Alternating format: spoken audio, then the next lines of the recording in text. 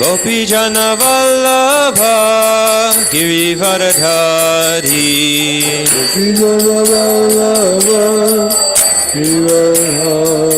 Yashodanandana Vrajajana Ranjana Yashodanandana Vrajajana Ranjana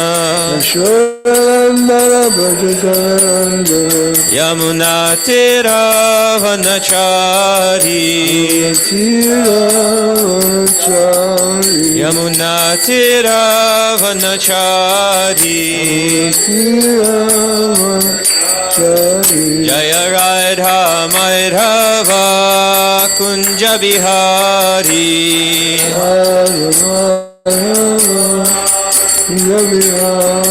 Jaya Radha Madhava Kunja Bihari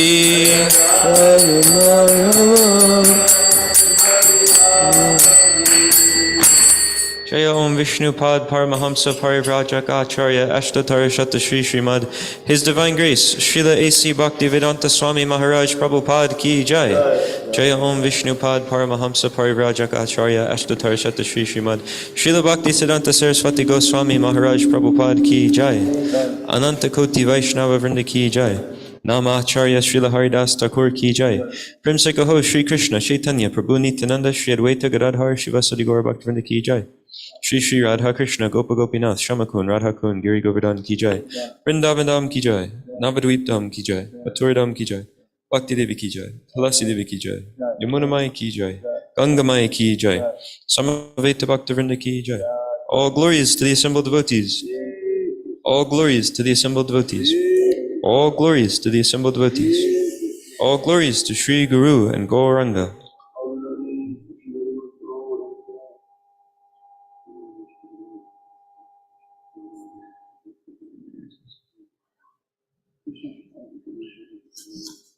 Om Namo Bhagavate Vasudevaya. Om Namo Bhagavate Vasudevaya. Om Namo Bhagavate Vasudevaya. Om Namo Bhagavate Vasudevaya. Om Namo Bhagavate Vasudevaya. Reading from Srimad Bhagavatam, Canto 1, Chapter 19, Text 16. Punaha cha bhuyat Bhagavati Anante Ratihi Prasangaha cha tat ashrayeshu Mahatsu Yam Yam Upayami Srishtim Maitri Astu Sarvatra Namaha Dvijebhyaha Punashchabhuyad Bhagavatyanante Bhuyad Bhagavatyanante Rati Prasangascha Tad Ashrayeshu Rati Prasangascha Tad Ashrayeshu Mahatsu Yam Yam Upayami Srishtim Mahatsu Yam Yam Upayami Srishtim Maitryastu Sarvatra Namo Dvijebhya Maitrayastu Punashchabhuyad Bhagavatyanante Punashchabhuyad Bhagavatyanante Rati Prasangascha Tad Ashrayeshu Mahatsu Yam Yam Upayami Srishtim Mahatsu Yam Yam Upayami Srishtim Maitrastu Sarvatra Namo Dvijebhyaha Maitrastu Sarvatra Namo Dvijebhyaha Punashchabhuyad Bhagavatyanante Punashchabhuyad Bhagavatyanante Rati prasangascha tad ashrayeshu. Rati prasangascha tadashrayeshu. Mahatsu yam yam upayami srishtim. Mahatsuyam yam upayami shrishtim. Maitrastu sarvatra namo dvijebhya. Ajyastu sarvatra namo. Punascha bhuyad bhagavatyanante. Punascha bhuyad bhagavatyanante. Rati prasangascha tadashrayeshu. Rati prasangascha tad ashrayeshu. Mahatsuyam yam upayami shrishtim. Mahatsu yam yam upayami srishtim. Ajyastu sarvatra namo dvijebhya. Maitrastu sarvatra namo dvijebhya.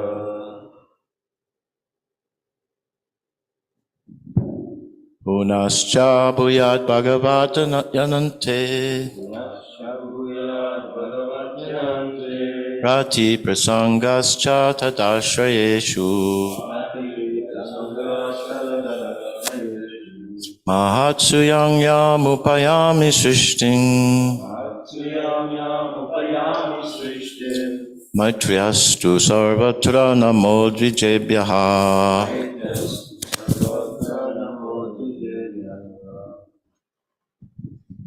Punascha bhuyat bhagavatyanante Rati prasangascha tadashrayeshu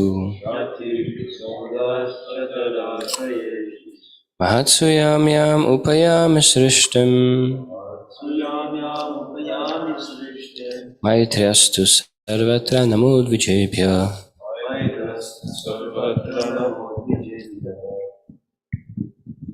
Punascha bhuyat bhagavatyanante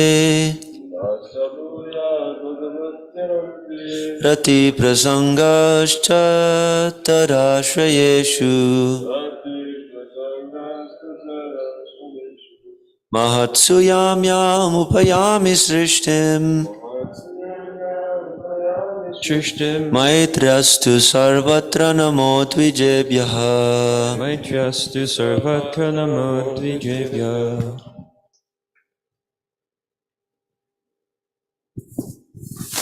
Punascha bhuyat bhagavatyanante Rati prasangascha tad ashrayeshu Mahatsuyam yam upayami shrishtim Maitriyas astu sarvatra namo dvijebhya.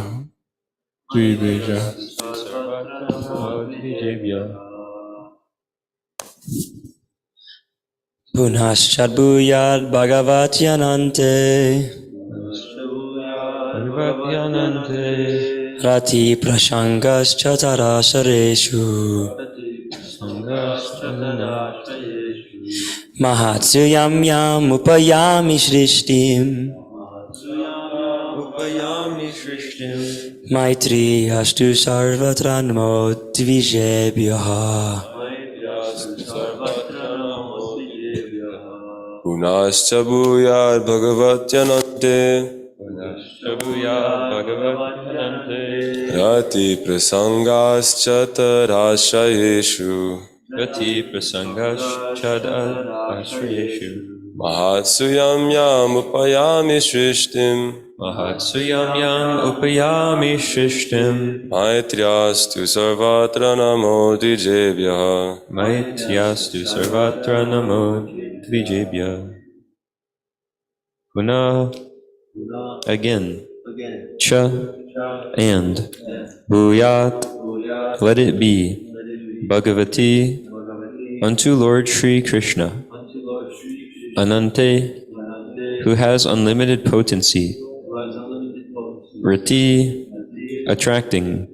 Prasangaha, association. Cha, also. Tat, his. Ashrayeshu, with those who are his devotees. Mahatsu, within the material creation. Yam Yam, wherever.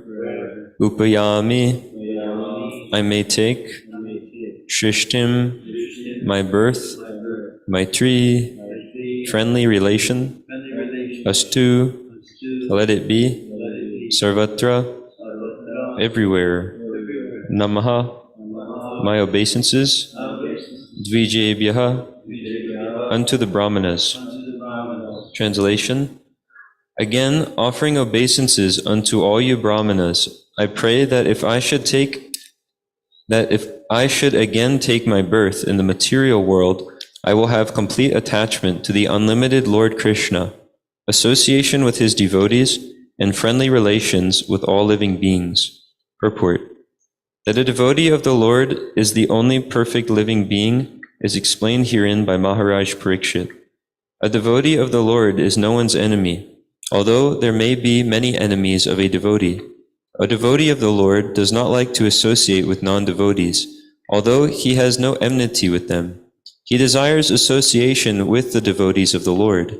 This is perfectly natural because birds of the same feather mix together. And the most important function of a devotee is to have complete attachment for Lord Sri Krishna, the Father of all living beings.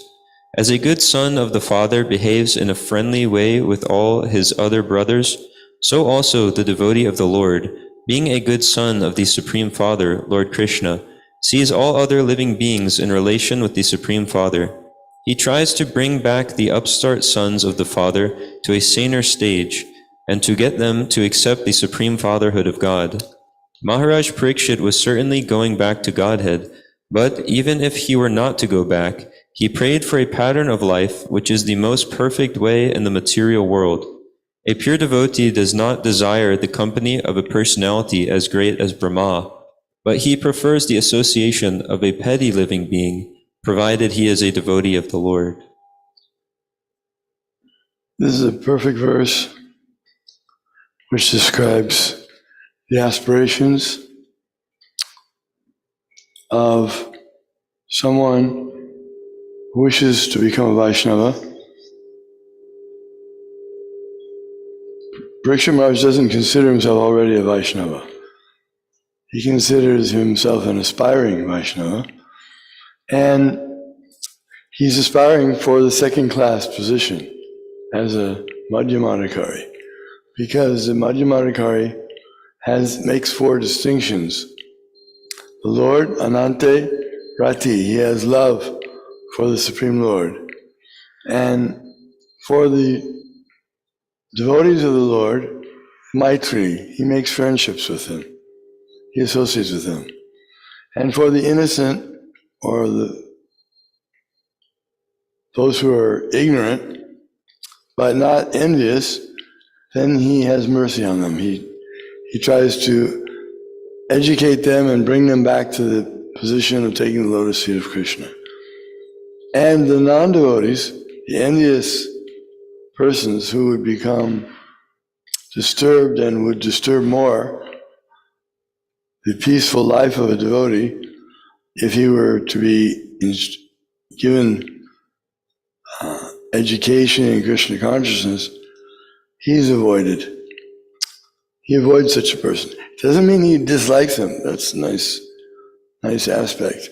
He has nothing against them. He doesn't feel any enmity towards them at all.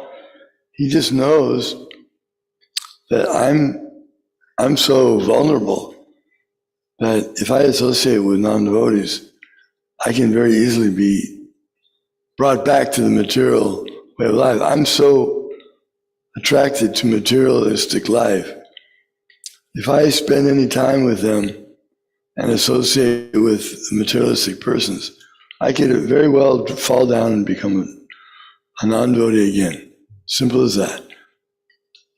So he's not, sometimes the non-devotees think that a devotee doesn't care about them. He's foregoing his love for his family, but it should be explained to them. But actually, it's not that. He's not feeling friendship or love towards non-devotees. It's just that he knows he's unable to care for them in his present condition. He doesn't try to do more than he can do. He knows that my capacity is small. I'm just a small bird that flies close to the ground. I can't fly too high, so to speak. In other words, if I try to save this non-devotee, I may become pulled down also. He may drown, I will also drown. And Prabhupada said once, when they asked him, what is the most important thing for a book distributor to think of? And Prabhupada said he has to save himself first. So it's not that the devotee is careless or reckless. He knows his capacity. What benefit can he do if he tries to, for example, swim across the ocean or try to save someone if he's not able to save them? Better he should save himself, and if he's himself saved, then he can do service for the others. So even with book distribution, one must be careful. It doesn't mean just because he's doing book distribution, which is a very noble and merciful thing, it doesn't mean he should go to the extent in trying to preach to them that he loses his own spiritual life. Haridas Thakur, as a first-class devotee, he took the opportunity of the prostitutes coming to him to try to lure him. He made her into a devotee. That was his kindness. But we shouldn't think that I can imitate that. I'll also take the opportunity to associate with such persons, and I'll deliver them.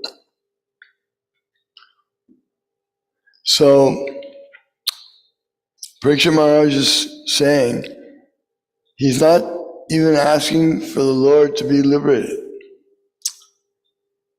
Lord Chaitanya also says, Adhanama janma sundaram kavitam va jagadisha kamai mama janmani. That even after many births, if I take in this material world, let me be engaged in devotional service. So a devotee doesn't mind taking birth again in the material world. That's up to the Lord. If the Lord has some service for him, as Prabhupada prayed when he came over on the Jaladuta, my Lord, I don't know why you brought me here. These people are full of ignorance and passion. And I don't consider myself at all capable of delivering them. But I guess you must have some business here. Therefore you've brought me. So now I pray to you, please, Lord, give me your mercy and make my words suitable. Make me strong so I can try to do your work here. And this way, the devotee feels himself helpless. In the material world, he knows I can fall down any second. And that's how he protects himself. Because at every second, he's praying to the Lord. Please, Lord, don't let me fall down. Let me engage in your service. When we chant Hare Krishna, oh my Lord Krishna, oh my Lord, oh Srimati Radharani, please engage me in your service. So it's a constant call. The devotee, therefore he strives, Kirtaniya Sada Hari, to always be engaged in chanting, because then he won't fall down. That's the safest position, to be in the Kirtan Ras. Thank you. Thank you, Maharaj. That's the safest position to be in, always chanting the holy name of the Lord and the glories of the Lord. And here we see in the purport that the devotee of the Lord is the only perfect living being, as explained herein by Maharaj Parikshit. We can see that that's true because any other activity other than devotional service is actually just centered on sense gratification. Even if it seems like a very nice cause or a very humanitarian cause, we can look at what the source of it is. Someone might be just doing it for themselves, like their own body and senses, or if it's some bigger cause, it can still just be extended selfishness. So someone might make a nice foundation for their community, but it's just an expansion of me and mine. So, okay, I'll satisfy my senses, but once that's satisfied, then I'll satisfy my friends' senses, then my families, my communities, my nations, my races. So, like this, if we look at any other type of activity, the center of it is sense gratification. That's what everyone is running around in this material world after and doing so much hard labor for. So the devotee of the Lord is the only perfect living being, because that's the only activity and the only situation where a living entity in this material world isn't actually engaging simply for the satisfaction of the temporary senses of this body and things in relation to the body, I and mine.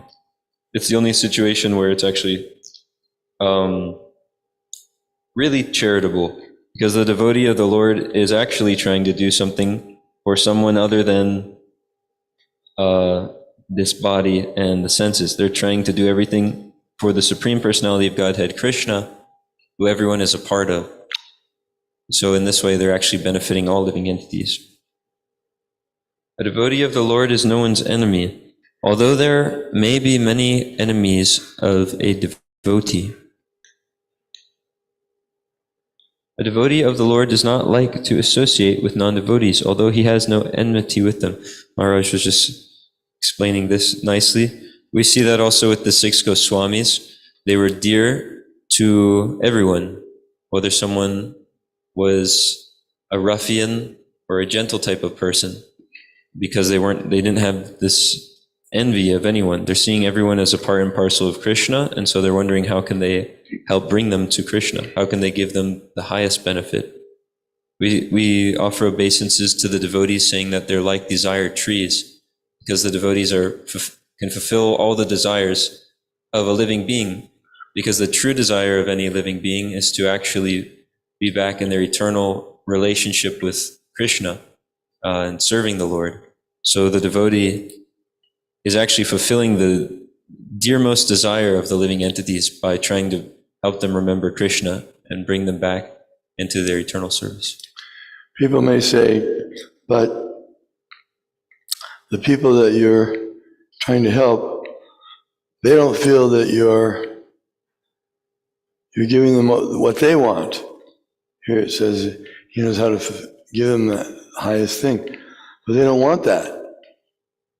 But they do want they may say, I don't want Krishna, so don't try to give me Krishna.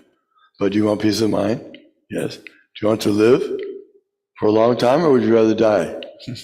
Would you rather have disease or not be diseased? Would you rather live in peace or in always fighting and afraid that someone is going to stab you in the back or poison you? Would you rather be friendly with everyone or have hatred for everyone? All the things that would you rather have anxiety or no anxiety? All these things that they want, they think I can get them without Krishna. But they don't know that only through Krishna can you get these things. So therefore the devotee knows that. He's more intelligent by Krishna's grace, Vaishnava's grace, and he knows what to give them. This is what you want.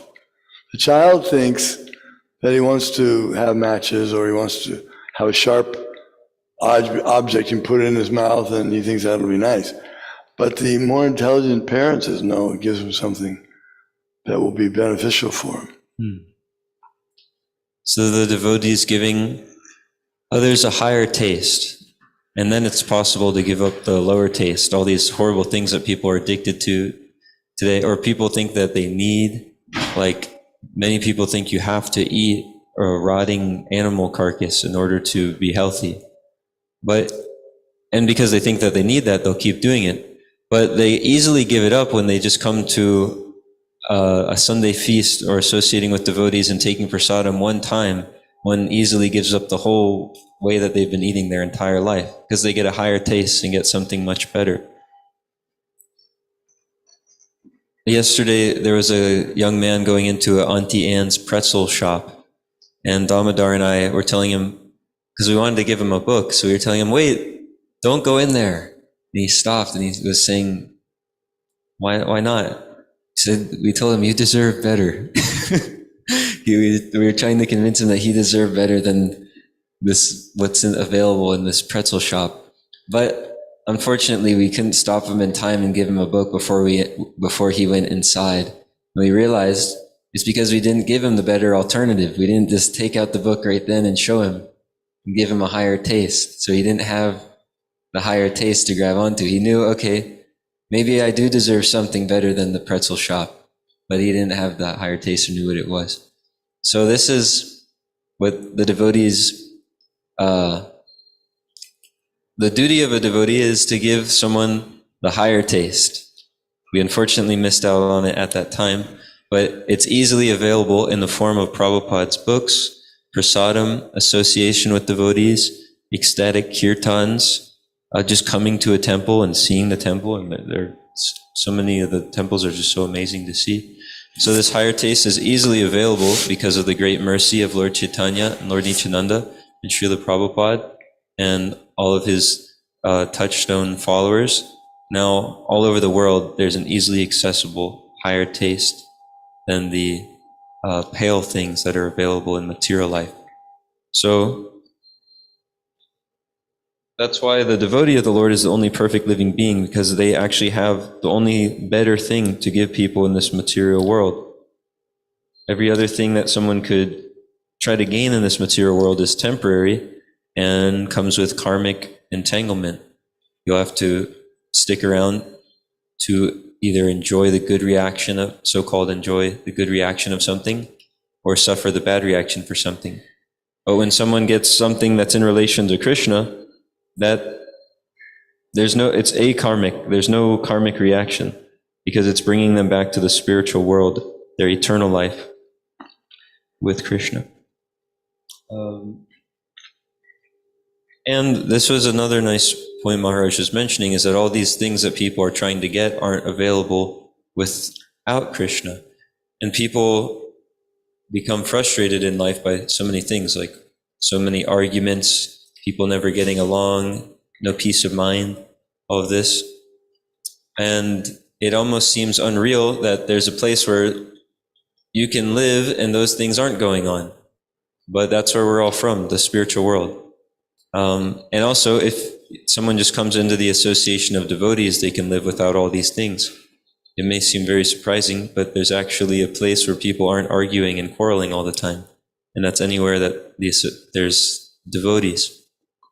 I remember when I was in college, I became really confused because I had a few roommates and I was wondering, I want to not be angry with these people and not have like a nice friendship, but it's never working. There's always some like argument, or people aren't getting along, so I was wondering, I want this to actually work, and I want to be nice to these people, be friends, but it keeps not working. So what is going on here? How come this won't work out? And I was trying to figure it out, and it was really perplexing. And then on the last day of classes, one of my roommates, he just comes out with this big red Bhagavad Gita, and he said, "Here you go, man. I want you to have this." And I asked him where he got it, and he said, "I don't know. I think some monk gave it to me," or something like that. So that is actually where all the answers are for how we can solve all of these problems, all of the arguing and the quarreling between living entities, which is the natural state of Kali Yuga. It's an age of quarrel. But it's easily solved when we're in the association of devotees, which is available in the form of Srila Prabhupada's books and in the form of all the temples in ISKCON and all of the different services and ecstatic events that are going on throughout the world where devotees are trying to serve Krishna in so many ways. So if we just grab on to this mercy train, then it's very easy to solve all of the problems of life. Let's see. The most important function of a devotee is to have complete attachment for Lord Sri Krishna, the Father of all living beings. One of the acharyas, is it Narottam Das Thakur or Bhaktivinoda Thakur, praised to even take birth as an insect in the house of a devotee. Is it Bhaktivinoda Thakur? He praised that even if he has to take birth as an insect, that's okay, as long as he just wants to be around devotees. So this is the desire of a devotee, seeing that there's actually no unfavorable circumstance in the world besides being out of devotee association. That's the bad thing. That's the real hellish condition. So devotees are even prepared to go to hell if there's an opportunity to preach and associate with devotees in that way. Are there any comments or questions? Yes, Prabhu.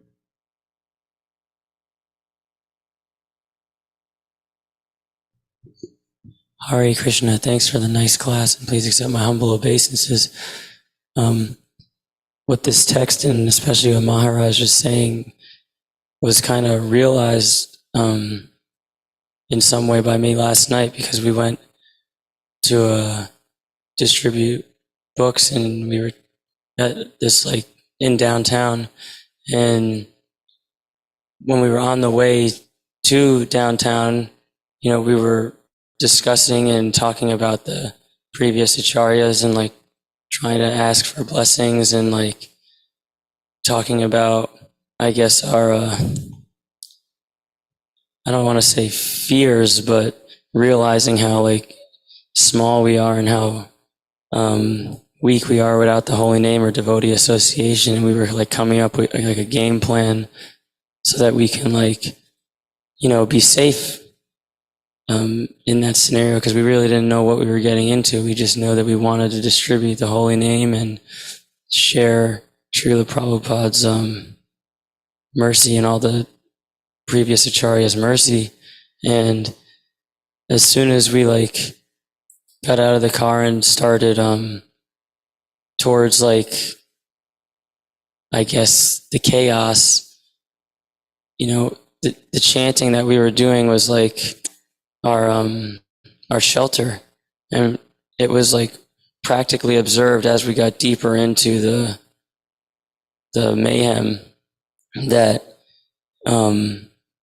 taking shelter of the holy name, and even just looking at the books, realizing that they're Bhagavats, that they're that we can take shelter of the holy name in the Bhagavats, was actually really potent for me. And at some point we were just basically just handing out books and talking to people and getting people to chant and dance so rapidly and efficiently. And at one point we even, Bhakta Avatar and I were maybe we should go off somewhere, not off, but a little further from the devotees. And as soon as we did that, basically Krishna brought Magadari and Damodar back to us and was just come back. Because there was some security guards, and they didn't say anything to me personally, but they were watching us. So he took that as Krishna didn't want us to be separated. They wanted us to be together. And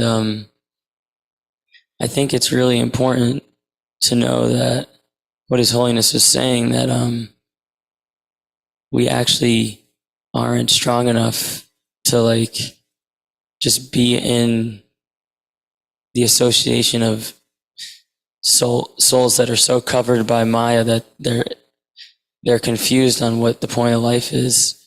Because we were also talking about how we shouldn't look at these people as not devotees. They might not be directly serving Krishna, but indirectly in some way they're devotees. And you can see that even if people are inimical, sometimes they could be inimical, and then there could be one person that can't take their eyes off the devotees. They can't take their ears away from the devotees, and they could be walking with someone that doesn't care at all, and they're just staring. And it goes back to what Krishna Bhagavan was saying the other night that, there's nothing, if we discount one thing, then we have to discount the whole movement. And like when I go on Sankirtan and book distribution, it's like, it's mercy time, but it's really that I've gotten realizations rapidly by seeing how mystical the interactions are between us and people that are seemingly not devotees, but everyone's spirit soul. And like when you tell them certain things or show them the books, like Srimad Bhagavatam is brighter than the sun, or you show them or discuss with them how we go through 8,400,000 species of life, they for some reason become very interested, even if they're doing, even if they're drinking or smoking or doing anything, they're with the opposite sex. It doesn't even necessarily matter when the holy name's there. They don't even realize that they're taking shelter. And I think it's important to actually surrender and realize that, we could be in hell, but if we're with the devotees, then it's not hell. But we can't think that we can do it on our own. And yeah. Hare Krishna. Hare Krishna. Thank you for the nice comments. Are there any other comments or questions?